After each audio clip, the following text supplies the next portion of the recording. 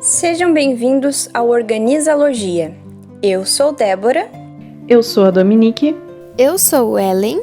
E eu sou a Thalia. Estudantes de psicologia e pesquisadoras. E hoje abordaremos o tema de psicologia organizacional, apresentando os conceitos e as relações entre interesses, conflitos e poder, sob o viés das organizações vistas como sistemas políticos. Aquele que trabalha nas organizações pode ser apresentada a dicotomia entre a sociedade democrática e o poder muitas vezes autoritário a que está submetido em seu ambiente de trabalho, em que, não raro, há um incômodo acerca de como o salário opera como uma compra de direitos. Reconhece-se que em ambientes de trabalho com características mecanicistas, autoritárias, burocráticas e autocráticas, os direitos como cidadão e empregado remunerado estão em conflito um com o outro, já que, como empregado, lhe são negados todos os direitos civis de uma sociedade democrática. Ou seja, o único direito democrático é escolher sair ou permanecer na empresa. Este é um belo exemplo para a compreensão das organizações como sistemas políticos, que variam de acordo com os princípios empregados dentro da empresa. Algumas organizações podem ser muito autoritárias, enquanto outras podem ser modelos de democracia. Assim, fica cada vez mais claro que a forma de governo empregada nas organizações geralmente varia conforme os interesses de quem está no comando. A política organizacional opera como um arranjo para atender interesses particulares do topo da hierarquia. E admitir a sua existência dessa maneira é ir contra a ideia de que as organizações são empresas nas quais os membros procuram por objetivos em comum. Portanto, a política organizacional é vista como um nome a não ser pronunciado. Não falar sobre a política organizacional impede o reconhecimento de que a política é um aspecto essencial da vida organizacional e não necessariamente algo disfuncional. A título de ilustração, cabe lembrar que Aristóteles, lá na Grécia Antiga, já defendia a política como um meio de reconciliar as necessidades da polis grega com a de seus membros. A ciência política e muitas formas de governo basearam-se nessa ideia para a criação de uma ordem social não coerciva. Para ele, a política oferece meios de criar ordem na diversidade enquanto evita-se formas e regras totalitárias.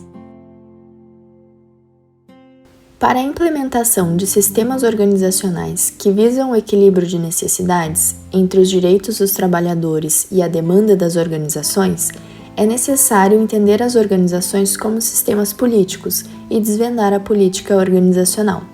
Isso só será possível através da compreensão de qualidades importantes das organizações que são frequentemente encobertas e ignoradas. O problema de sucessão da Ford, em 1979, é um excelente exemplo de uma política organizacional totalitária e absolutista. Henry Ford II, neto do fundador da dinastia Ford, estava aposentando-se após 3 décadas como presidente executivo. Até 1978, o candidato natural era Lee Iacocca, um executivo muito bem-sucedido. Porém, Iacocca não tinha a aprovação de Henry Ford II, que realizou o ultimato do tipo "é ele ou eu" ao Conselho do Comitê de Revisão Organizacional. No verão daquele ano, Lee Iacocca foi demitido. A demissão escancarou ainda mais a natureza autoritária da companhia sob a conduta atual de Henry Ford II e as condutas anteriores a ele. Especulou-se que Iacocca teria se tornado poderoso demais dentro da companhia e Henry achou difícil lidar com esse tipo de descentralização de poder. Como o avô, Henry Ford II continuava a exercer o mesmo tipo de autoridade, ditando regras de modo brusco, visível e absoluto, até que fosse forçado a renunciar ao poder. essa história não é única. Muitas organizações são regidas por gerentes autoritários que manipulam habilmente considerável poder como resultado de características pessoais, laços de família ou habilidade de sedimentar a influência e o prestígio dentro da organização. O princípio "este é meu negócio e vou dirigi-lo como quiser" e a forma de governo por mãos de ferro são comuns em empresas dirigidas pelo próprio dono e em negócios de família que protegem seus interesses e as suas tradições.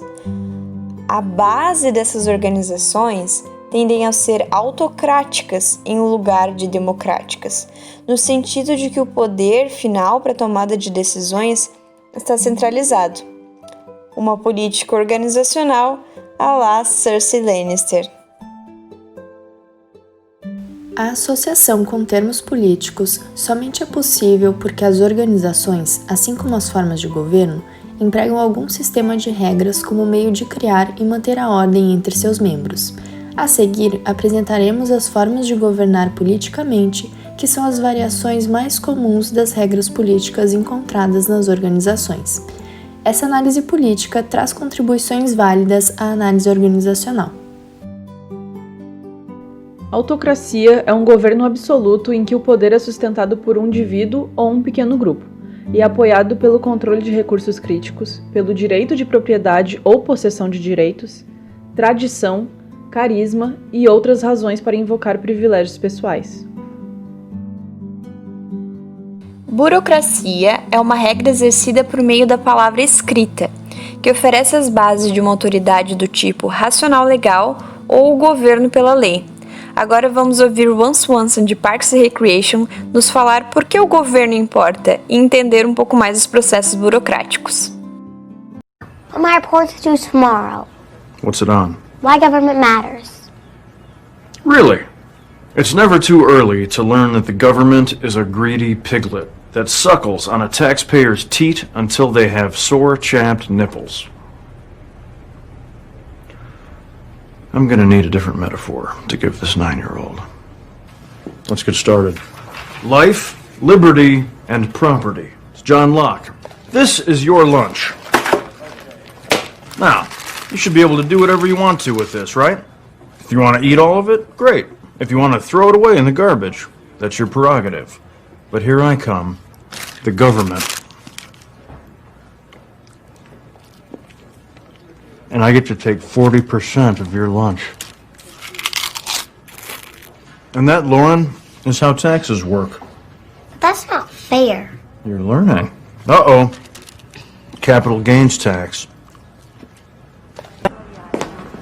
Are you Ron Swanson? I am. Okay, what exactly did you teach my daughter? Oh, you must be Mrs. Burkus. Lauren was supposed to do a paper on why government matters. This is what she wrote. It doesn't. Well said. Tecnocracia é uma regra exercida através do uso de conhecimento, poder de especialistas e habilidade de resolução de problemas. O pensamento tecnocrata se origina nas raízes da escola de Pitágoras, cujo projeto era implantar o governo dos sábios. A cogestão trata-se de uma forma de governo em que as partes opostas entram em entendimento para gerar juntas interesses mútuos, como no caso do governo de coalizão e corporativismo. Assim, cada uma das partes retira o seu poder de uma fonte diferente. Atualmente, na Alemanha, existe cogestão a nível de empresa, embora mais precisamente na indústria de aço e carvão. Democracia representativa é uma regra exercida através da eleição de membros que têm mandato para agir em nome daqueles a quem representam, que ocupam suas funções durante um período determinado. Na indústria, o controle das empresas está nas mãos dos trabalhadores ou acionistas. Veremos uma cena do seriado BoJack Horseman que satiriza a democracia, aquela que representa a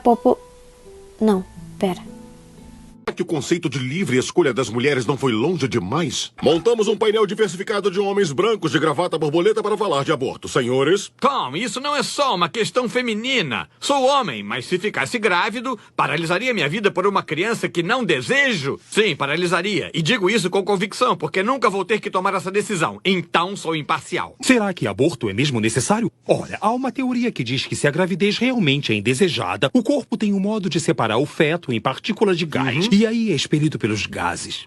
Onde soube dessa teoria intrigante de expelir pelos gases? Eu não me lembro. Será que na Bíblia? Muito obrigado por esclarecer.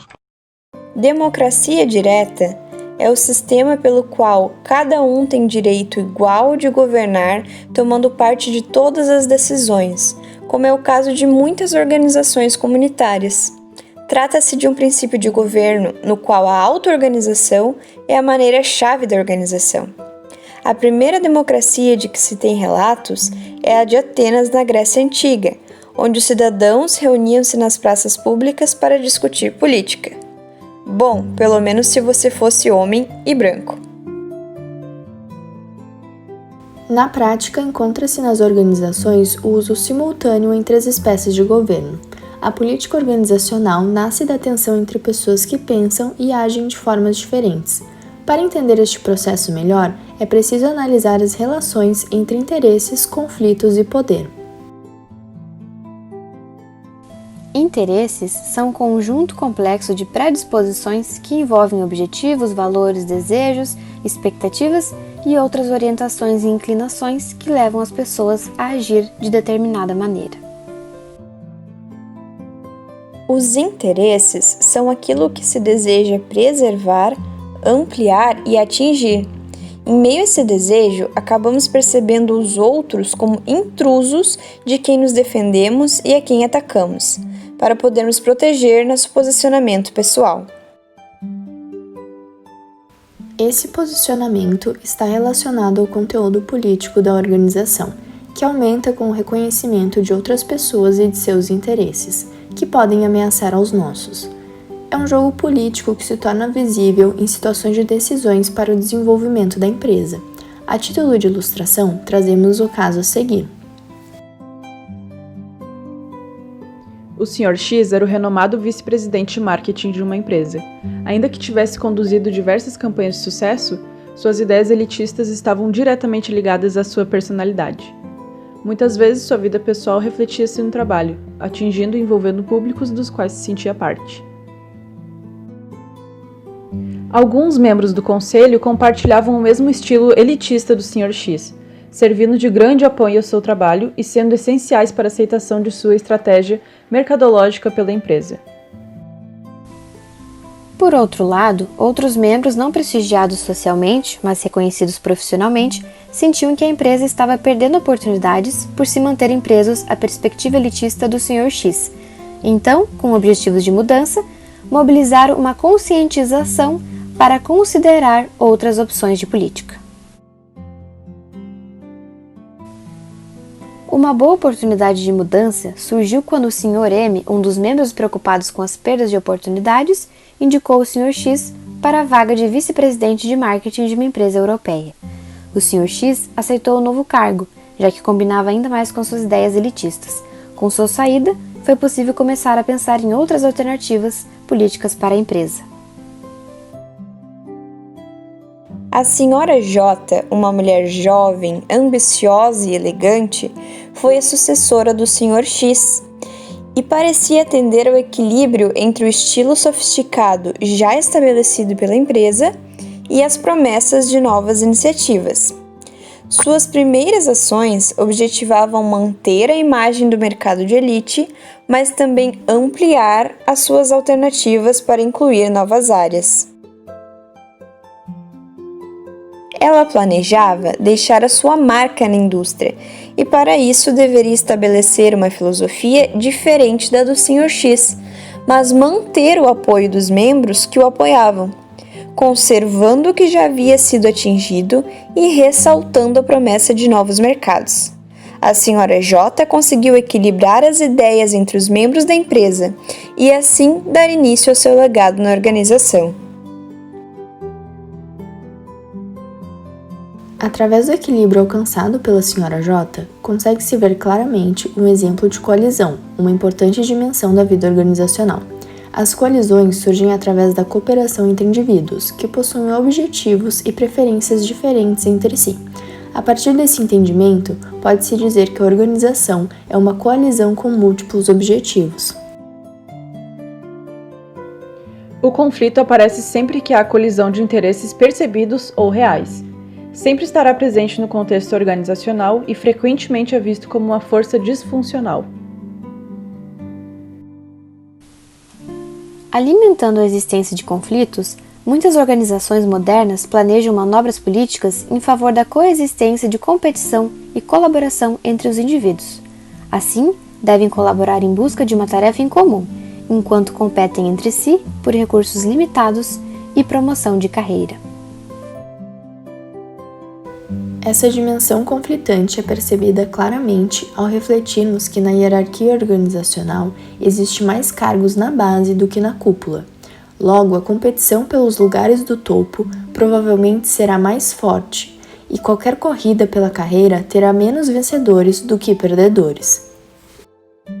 De acordo com o fato de que diferentes indivíduos e grupos são designados para exercer autoridade e influência sobre os outros, a hierarquia mais ou menos assegura tipos de conflitos e de luta competitiva, sobre os quais prospera a política organizacional. O poder é o meio através do qual conflitos e interesses são resolvidos, influenciando quem consegue o que, quando e como. No meio organizacional, entende-se que o poder envolve a habilidade para conseguir que outra pessoa faça alguma coisa que, de outra forma, não seria feita. As fontes de poder são ricas e variadas, provendo aqueles que querem dirigir e agir de modo oculto, perseguindo seus interesses com muitas formas de assim o fazer e modelando a dinâmica da vida organizacional. Por fim, entende-se que o comportamento político é uma resposta natural às tensões criadas entre os indivíduos e as organizações, e é o reflexo de que a escolha organizacional sempre implica uma escolha política. A speech about politics, about order, brotherhood, power. But speeches are for campaigning. Now is the time for action.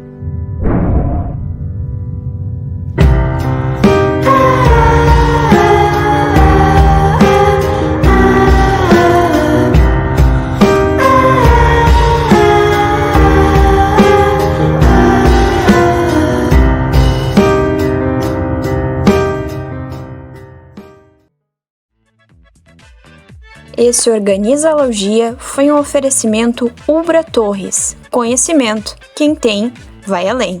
O livro que usamos de base para a nossa pesquisa foi Imagens da Organização. Para dúvidas, comentários e sugestões, você pode apenas ligar seu microfone na plataforma Meet. Agradecemos por nos assistirem até aqui. Até o próximo vídeo.